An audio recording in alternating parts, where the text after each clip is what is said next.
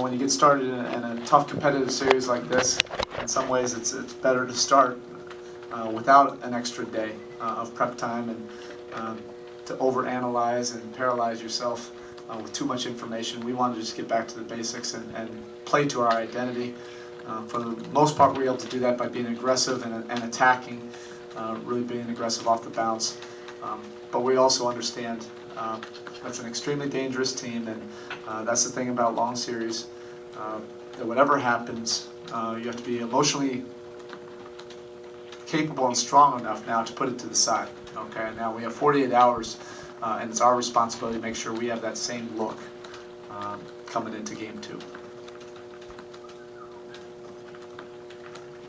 Erik, did you sense you guys, after some practices this week, had a confidence coming into this game? Well, no, we already started to have confidence building about 3 weeks ago.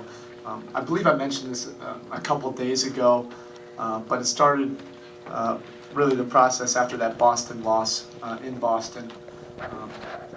And we had a real productive meeting and practice the next day, which was unusual, coming back from a road trip. And then we had a week there where we had a couple tough losses, but we had a good home win against Oklahoma City. And we're starting to prepare a little bit more how we would do our rotation and how we wanted to play in the playoffs. So the confidence started there. But this week, even with guys out, we were able to have some good sessions on the road and kind of get back to the basics. But again, there will be adjustments in Game 2, and it's an explosive team. They can really put points on the board. Even when we're up, you can see how dangerous they are from the three-point line. Coach, before the game, you said that you guys were going to be aggressive. It seemed like LeBron really took note of that. Can you talk about his aggressiveness early and also just how efficient his total game was? Well, that's the intention of our identity, and it takes a great commitment to play at that energy level and that type of focus, that activity, that type of toughness. And now there shouldn't be any excuse. We have enough rest time in the playoffs, in between games, and enough time to emotionally prepare yourself for that type of commitment. But LeBron really, led the way. Obviously attacking, getting to the free throw line, drawing fouls offensively, but defensively you could see him covering a great deal of ground. Either he was on the ball creating havoc, or he was in the back line of our defense like a free safety, reading the defense, the offense in front of him. So that set the tone. Now the challenge will be 48 hours.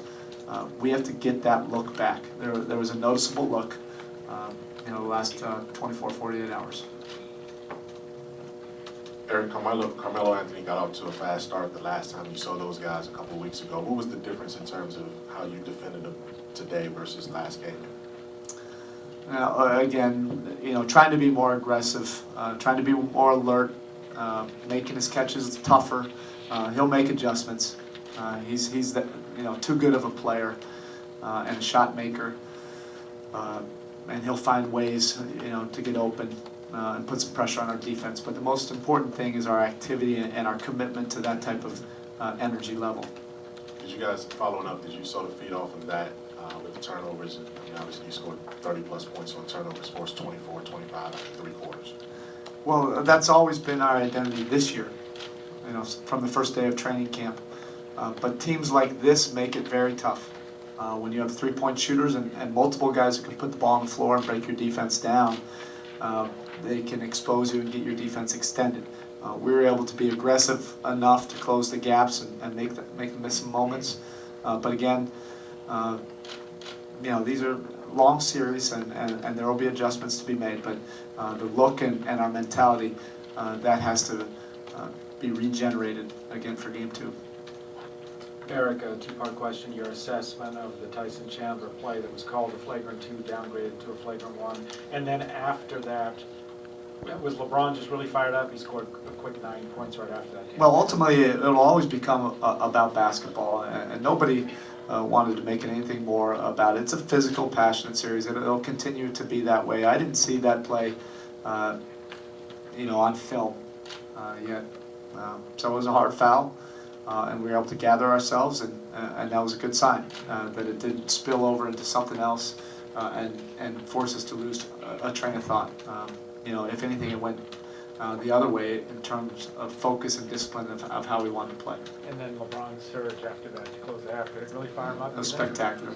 Yeah, his play spoke for itself. It seemed on both ends of the court, it seemed like he had his hands on every single play, some form or another, either a deflection, a steal, a rebound, a score, getting into the paint, drawing a foul. It was an impactful 3-minute run right there. Coach, there was a preconceived notion about how you were going to go in your rotation, how far you would go, how deep you would go. What is your philosophy on that, and will each game kind of present itself and how you deal with it? The rotation is the rotation. We feel comfortable with it, and the guys feel comfortable.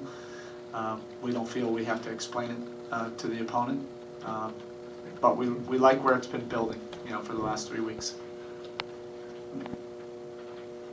Erik, how critical, how much did you stress, even though you were up 23 or whatever it was at the half, the start of the second half, and not letting 23 become 15, 17, something like that? Was that talked about Yeah, considerably? no question. That we want to continue to play to our identity, and that's the challenge. Our game is an aggressive, active game, and when you don't commit to that, you can get lit up because there's big gaps in the court, and if you're not covering ground, you're not committing to playing aggressively and being on a string, you can be exposed. We were able to close those gaps tonight, but I'm sure there'll be some adjustments in game 2, but we continue to try to work our habits as the game went on. Erik, it appeared offensively that the ball was moving, guys were getting shots where they like to get shots. Battier in the corner, Miller up at the top, and Wade on drives and banks. Did you feel that the ball movement, I know the defensive end was the focus today, but was where you wanted it to be offensively? Yeah, there was a couple factors, and we always talk about the symbiotic relationship of the guys helping each other. We have to help our attackers get into the paint, get to the free throw line, get to the rim. Okay? At the same time now, our attackers have to help our shooters by getting them timely passes when they're open, and the ball has to move when people are open. We're able to, be able to get both of those tonight, and we just have to make sure that we're committed to that in the future. Last 2 questions. Coach Shane Battier's defense on Melo and his overall impact on today's game? Well, he's such a seasoned veteran defender that with only 24 hours to put in a game plan, he has the intellect. The rest of our guys understood a lot of our concepts, and we started to implement some of our playoff defensive concepts, which are a little bit different. And he was able to pick it up immediately. He's so intelligent, but also tough, and he makes effort plays. He's got arguably one of the toughest covers in the league, and that guy will come back, and there will be adjustments.